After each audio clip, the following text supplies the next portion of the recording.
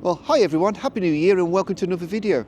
Now for today's video, which of course is the first video of the year, I've decided to head into the city, so I'm in Newcastle upon Tyne, and I'm going to do a touch of cityscape photography during the blue hour. And I'm really keen to try out the Kent Faith KNF filters black mist filter, which they sent me last year to try out. I'm keen to try it out in a cityscape environment during dusk, when I think really the light will all be switched on. I think that makes perfect sense to be using it. Now, if you remember from the video last year, I wasn't that taken with the filter. It's not that it was a bad filter, I just don't think I was using it in the right situation. So I'm hoping really that this will change my mind and it will be a good test for it. But what I'm going to do before that, because I've come in a little bit earlier, which is always a good idea when you're doing this sort of photography, is I'm just going to have a bit of a wander through the city, walk down to the quayside, take a few shots along the way, which of course I will share with you guys. And the very first shot is actually going to be of a subject behind me, which I'm not sure if you can see on the screen at the moment, but that is the vampire rabbit of Newcastle. Yes, the vampire rabbit, you heard me correct, it is such a thing. So I'm going to take a shot of that and then I'm going to start the walk and I'll catch up with you guys down on the quayside.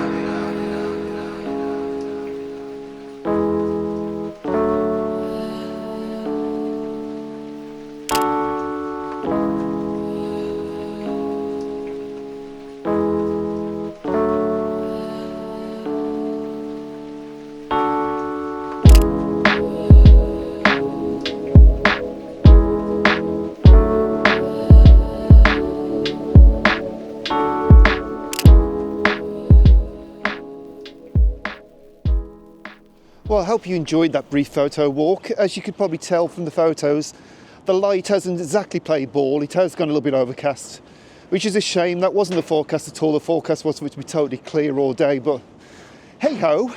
The good news is, of course, for blue hour photography, blue hour cityscape photography, this makes very little difference, apart from that period when the artificial lights balance with the natural light, i.e. the sky, is going to be reduced because basically the sky's a little bit darker.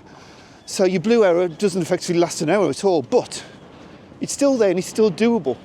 However, this does mean, of course, that if my window of opportunity is reduced, that it's more important than ever that I find the perfect viewpoint and be in place.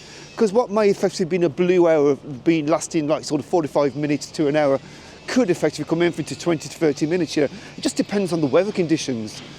If it's raining, for example, it can reduce it drastically, but it's actually looking like it may clear, so you never know, we may get lucky. But what I'm doing now, basically, I'm walking up and down the quayside and I'm just trying to find that perfect shot, somewhere where there's going to be lots of lights going on and will look nice, you know, that nice balance of artificial and ambient light. And hopefully the black mist filter will come into play and just really add that little bit of magic. You know, a viewpoint like this is a pretty obvious one, isn't it?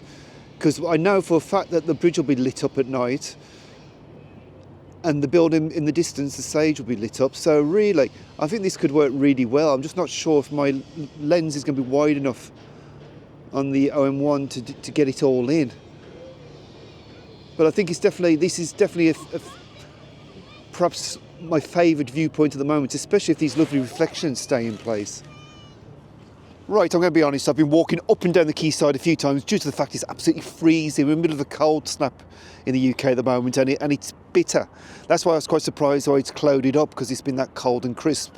But anyway, what I've ended up doing is, if I swing you round, is I've actually come further up. So I was actually, I'm not sure if you can see the boat here, I was actually the other side of the boat. You might be able to see in the distance, there's sort of like a jetty, a blue jetty going up by the side of the boat. I was actually there. But what I've done is I've come further back this way, so I'm sort of getting this view, and I'm getting the Baltic building in, as well as this new set of buildings there. I'll show in the back of the screen. It's probably going to be the best way of describing what we've got. So as you can see, it's a nice, simple shot. But now we're technically, this is about sunset at the moment, and I think we can safely say that nothing's going to happen. Right, so as you can see, the camera's firmly bolted into place on the tripod. I've set the ISO to ISO 200, which is the base ISO. I've turned off in-body image stabilisation, just in case the camera gets a little bit confused. I'm not sure if it would do. I think Olympus are pretty good for this, but, you know, just in case. Aperture priority F8, and really I'm just waiting to take the first shot as we enter the blue hour. But what I'm waiting, and what I'm going to do is I'm going to put up a few shots on the screen now, some previous shots, and all of them have worked because of this very same principle, and that has been balancing artificial and natural light. And it's just been about taking that shot at that point where they perfectly combine.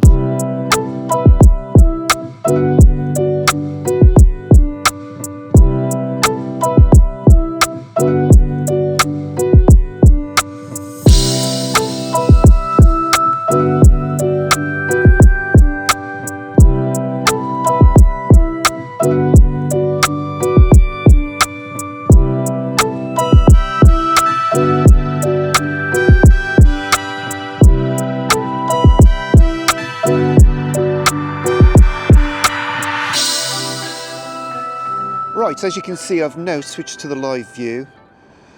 So you've seen exactly what the camera's seeing. So I'm focusing just on the Baltic there. And at the moment we're getting 1/10 of a second, F8. I'm going to press play and we'll have a look at that histogram. As you can see, it's slightly underexposed, if anything. But I'm not going to get too concerned about that at the moment. I think we'll increase that if required.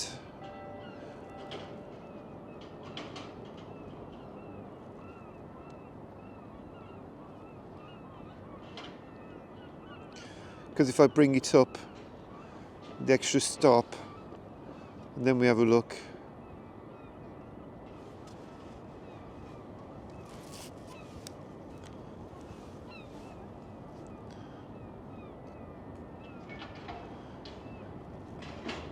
Well, I'm essentially very concerned about the sky totally going. So at the moment we're just going to keep it on the base exposure compensation, focus on the building. As you can see, the Baltic's actually got a light on it now, so we're getting something, so you can get the idea. And basically what we need to happen is we need everything to be lit up, the bridges, the Sage, bit of the Baltic, and we need the sky to be suitably bright enough to contrast nicely, or suitably dark enough to contrast nicely, but not so dark that the lights then overpower it and it all becomes looking a bit, well, not very pleasant really, I suppose. Anyway, what I'm going to do is I'm going to stand here and freeze. In the meantime, as if by the magic of video, you're going to see the shots I take to get to that optimum point.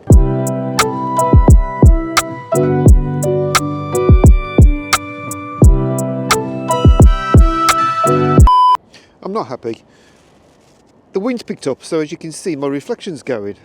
So all I can hope is that basically as it gets darker, the length of the exposure will be longer, and that hopefully it can sort of try and sort out this broken reflection here and bring it all back. Or of course, what would be even better is if they actually just went a bit calmer during the point of where it was the optimum time. But as you can see the lights now, you can sort of see the lights on the bridge, you can see the lights on the Baltic. We're getting there slowly, but I think we're still a good 15-20 minutes away.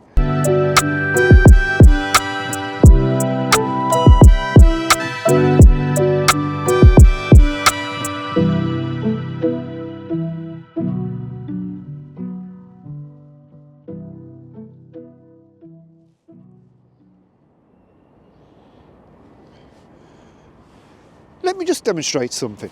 Now, obviously, the shot I'm taking is facing towards the west, where it's still quite bright because the sun's setting. Actually, we're getting a bit of a pink, reddish pink glow going on in the sky there, which is quite nice. But if we look towards the east, so away from the sun, as you can see, the blue hour's coming on quite nicely there, and the artificial light is actually starting to blend quite nicely with the ambient light. So if I was shooting in that direction, I think I'd be getting a blue hour shot a lot sooner than the direction I'm shooting over here. But of course, that's where the bridges are, and so that's the way I'm shooting. But it's just something to keep in mind if you're planning to do this sort of kind of photography. So the shutter speeds are getting to multiple seconds now. I think I'm on 3.2 seconds, ISO 200, obviously f8. So we're pretty much hitting that optimum point, I think. So I think I'm going to put this black mist diffusion filter on, just like that. Let's take the shot again. I'm going to review the shot. Oh, it's so cold. So let's have a look at those bursts there. Can you see those? And I should be able to just go to the previous shot. And there you have it. So that's what it's doing. So it's definitely a lot more apparent. As you can see, that's without the black mist on, and that's with the black mist on. So there you have it. There definitely is a different use of the black mist on here. Do I prefer it? I don't actually know. I'm not. I quite like clean sort of starbursts from light, points of light, and that is definitely making it look a bit, well, diffused, which makes sense.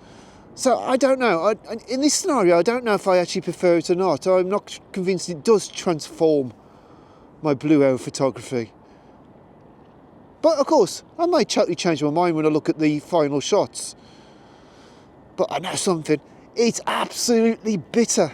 So I'm going to hang around here for a bit, I'm going to carry on shooting, and when I've got that optimum shot, which I think will be about the next 2 or 3 minutes, I'll put it on the screen for you.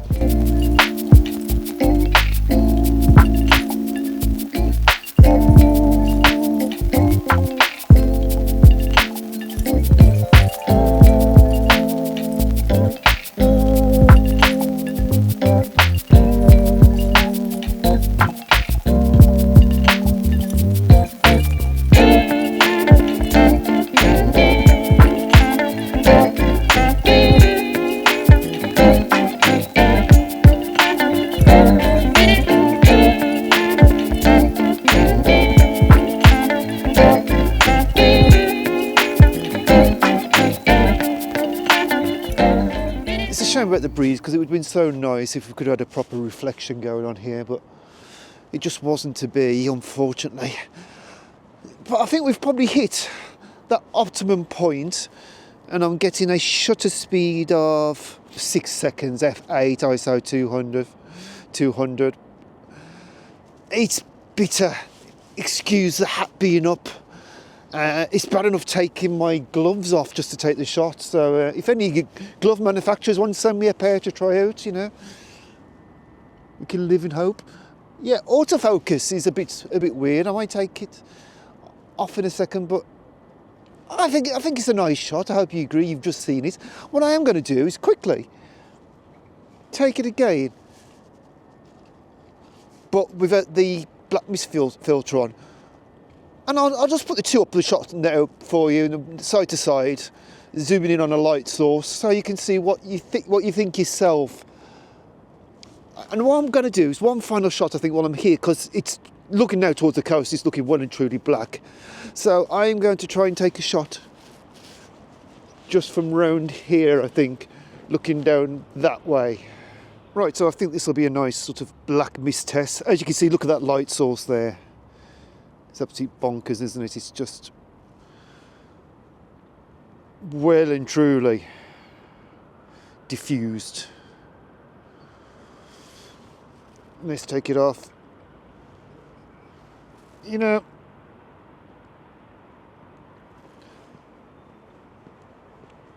I think for me, I don't think black mist is actually the way to go.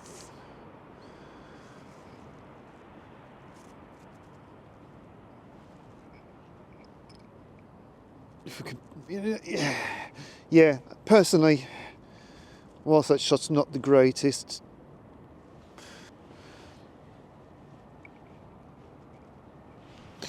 I do think personally for me that the little black mist filter probably won't see much use. Anyway guys, I'm going to end the video there, simply due to the fact I can't feel my fingers anymore. I definitely need to get back and get some warmth in me. So anyway, I think my conclusion from this video is black mist filters, I'm still really not convinced. I'm sure they have the place, but for me, I don't think it suits my kind of photography. That doesn't mean it won't suit yours, and I have seen examples of them work really nice, but as I say, I don't think it's for me.